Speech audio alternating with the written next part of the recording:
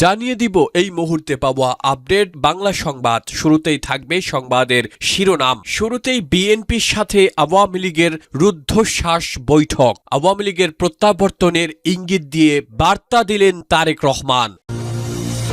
এরপরে জানিয়ে দিব বিএনপির গ্রিন সিগন্যাল পেয়ে মুখ খুললেন আওয়ামী লীগের মহিবুল হাসান চৌধুরী নৌফেল। তিনি বললেন, আওয়ামী লীগের রাজনীতিতে ফিরতে বাইরের কোনো দেশের গ্রিন সিগন্যাল লাগবে না, আমরা আমাদের নিজস্ব কৌশলেই খুব দ্রুত ফিরে আসছি। এবং সবশেষে একযোগে মাঠে নেমে বিএনপি ও আওয়ামী লীগের বিরুদ্ধে যুদ্ধের ঘোষণা জামায়াত আমিরের। এতক্ষণে সংবাদগুলোর শিরোনাম শুনছিলেন, এবারে জানিয়ে দিব বিস্তারিত। তবে তার আগে ভিডিওতে একটি লাইক এবং কমেন্ট করে জানিয়ে দিন সংবাদ সম্পর্কে আপনার গুরুত্বপূর্ণ মতামত। 12 ফেব্রুয়ারি নির্বাচনের পর বাংলাদেশ যখন নতুন এক দিগন্তের অপেক্ষায়, ঠিক তখনই ঢাকার রাজনৈতিক পাড়ায় ছড়িয়ে পড়েছে এক অবিশ্বাস্য খবর। শোনা যাচ্ছে গতকাল গভীর রাতে রাজধানীর একটি গোপন স্থানে বিএনপির শীর্ষ পর্যায়ের নেতাদের সাথে আওয়ামী লীগ নেতৃত্বের প্রভাবশালী কয়েকজন নেতার এক রুদ্ধশ্বাস বৈঠক অনুষ্ঠিত হয়েছে। এখন প্রশ্ন, আওয়ামী লীগের প্রভাবশালী নেতারা তো দেশ ছাড়া, তাহলে কিভাবে হলো এই শীর্ষ পর্যায়ে বৈঠক? সূত্রের খবর, ভিডিও কনফারেন্সের মাধ্যমে বিদেশের বিভিন্ন জায়গায় অবস্থানরত আওয়ামী লীগের প্রভাবশালী নেতাদের সাথে বিএনপির এই রুদ্ধশ্বাস বৈঠক হয়েছে। ডক্টর ইউনূসের অন্তর্বর্তী সরকারের বিদায় লগ্নে এই দুই চিরপ্রতিদ্বন্দ্বী দলের মধ্যে হঠাৎ কি নিয়ে এই আলোচনা? রাজনৈতিক বিশ্লেষকদের মতে ক্ষমতার মসৃণ হস্তান্তর এবং জাতীয় স্থিতিশীলতা বজায় রাখতেই পর্দার আড়ালে রফা হচ্ছে।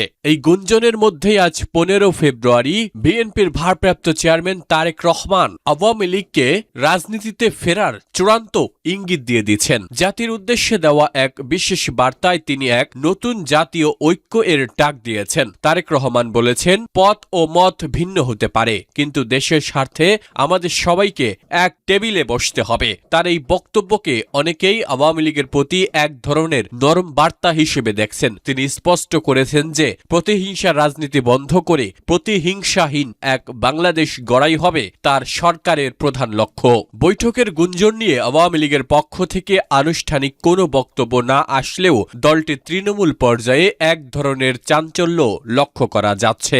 ধারণা করা হচ্ছে আওয়ামী লীগকে সম্পূর্ণ নিষিদ্ধ না করে বরং তাদের একটি অংশকে গণতান্ত্রিক প্রক্রিয়ায় ফিরিয়ে আনার বিষয়ে কোনো সমঝোতা হতে পারে। তারেক রহমানের সবাইকে নিয়ে পথ চলার অঙ্গীকার কি তবে আওয়ামী লীগের রাজনীতির মাঠে ফেরার গ্রিন সিগন্যাল? আন্তর্জাতিক মহল, বিশেষ করে ভারত ও যুক্তরাষ্ট্র উভয় পক্ষই এই রুদ্ধশ্বাস বৈঠকের খবরকে ইতিবাচক দেখছে বলে গুঞ্জন রয়েছে। বাংলাদেশের রাজনীতির মোড় ঘুরিয়ে দেওয়ার মতো। একদিকে শেখ হাসিনার ফেরার ইঙ্গিত, অন্যদিকে তারেক রহমানের ঐক্যের ডাক। সব মিলিয়ে দেশ এখন এক বড় পরিবর্তনের সন্ধিক্ষণে। যদি বিএনপি ও আওয়ামী লীগের মধ্যে সত্যি কোনো রুদ্ধশ্বাস সমঝোতা হয়ে থাকে তবে তা হবে এদেশের ইতিহাসে এক নজিরবিহীন ঘটনা।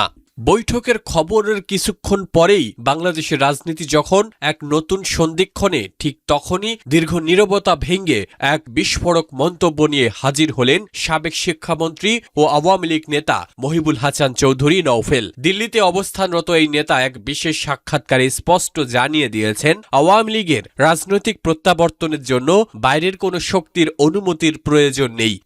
তার এই সরাসরি চ্যালেঞ্জ ঢাকার বর্তমান ক্ষমতার বৃত্তে এবং আন্তর্জাতিক মহলে এক নতুন আলোচনার জন্ম দিয়েছে। রাজনৈতিক মহলে গুঞ্জন ছিল আওয়ামী লীগ হয়তো ভারত ও অন্য কোনো বিদেশি শক্তির সহায়তায় বা বিএনপির সাথে পর্দার আড়ালের সমঝোতায় রাজনীতিতে ফেরার চেষ্টা করছে। কিন্তু নৌফেল এই ধারণাকে এক তুড়িতে উড়িয়ে দিয়ে বললেন, আওয়ামী লীগ এদেশের মাটি ও মানুষের দল। রাজনীতিতে ফিরতে আমাদের কারো গ্রিন সিগন্যাল বা অনুমতির প্রয়োজন নেই। আমরা আমাদের নিজস্ব কৌশলে, নিজস্ব জনবল নিয়ে খুব দ্রুতই দৃশ্যমান রাজনীতিতে ফিরে আসছি। তার এই বক্তব্য মূলত তৃণমূল কর্মীদের মনোবল চাঙ্গা করার একটি সুকৌশলী রাজনৈতিক চাল বলে মনে করছেন বিশ্লেষকরা। নৌফলের মতো আওয়ামী লীগকে নির্বাচন থেকে দূরে রাখা হলেও জনসমর্থন থেকে বিচ্যুত করা সম্ভব হয়নি। তিনি ইঙ্গিত দিয়েছেন যে খুব শীঘ্রই দলটি তাদের সাংগঠনিক কাঠামো পুনর্গঠন করে রাজপথে নামবে। এই নিজস্ব কৌশল হতে পারে নিয়মতান্ত্রিক আন্দোলন অথবা আন্তর্জাতিক মহলে বর্তমান নির্বাচনের গ্রহণযোগ্যতা নিয়ে চাপ সৃষ্টি করা। তার ভাষায় নয়। আমরা পলায়ন পর রাজনীতিতে বিশ্বাস করি না। ষড়যন্ত্রের মাধ্যমে নয়, বরং জনগণের দাবির মুখেই আওয়ামী লীগ স্বমহিমায় ফিরবে। এই বক্তব্যে এক ধরনের সারপ্রাইজ মুভ এর আভাস পাওয়া যাচ্ছে।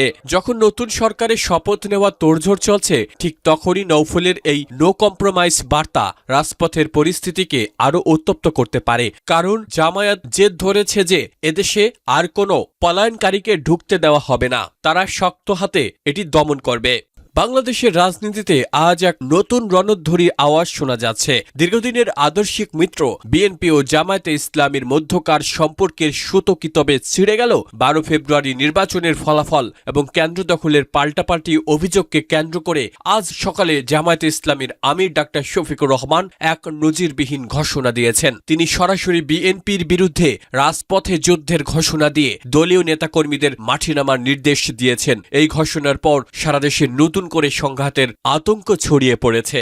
রাজধানীর এক বিশাল সমাবেশ থেকে জামায়াত আমির ডাক্তার শফিকুর রহমান বলেন, আমরা রাজপথে রক্ত দিয়েছি, জেল খেটেছি গণতন্ত্র ফেরানোর জন্য, কিন্তু আজ আমরা দেখছি ফ্যাসিবাদ মুক্ত হওয়ার পর নতুন এক ফ্যাসিবাদ মাথাচাড়া দিয়ে উঠছে। ভোটের নামে আমাদের প্রার্থীদের উপর হামলা আর কেন্দ্র দখলের যে মহড়া বিএনপি দেখিয়েছে তা বরদাস্ত করা হবে না। তিনি সাফ জানিয়ে দিয়েছেন, এখন থেকে জামায়াত বিএনপির কোনো অবিচার মুখ বুজে সইবে না এবং রাজপথেই এর চূড়ান্ত ফয়সালা হবে। আমিরের এই যুদ্ধের ঘোষণা মূলত বিএনপির নিরঙ্কুশ জয়ের উৎসবকে ফিকে করে দিয়েছে। জামায়াত আমিরের এই যুদ্ধের ঘোষণার প্রতিক্রিয়ায় বিএনপির পক্ষ থেকে জানানো হয়েছে তারা যে কোনো পরিস্থিতি মোকাবেলায় প্রস্তুত। বিএনপির নবনির্বাচিত নেতারা বলছেন, নির্বাচনের জয় জনগণের রায়, আর জামায়াত এই রায় মেনে নিতে পেরে বিশৃঙ্খলা সৃষ্টি করছে।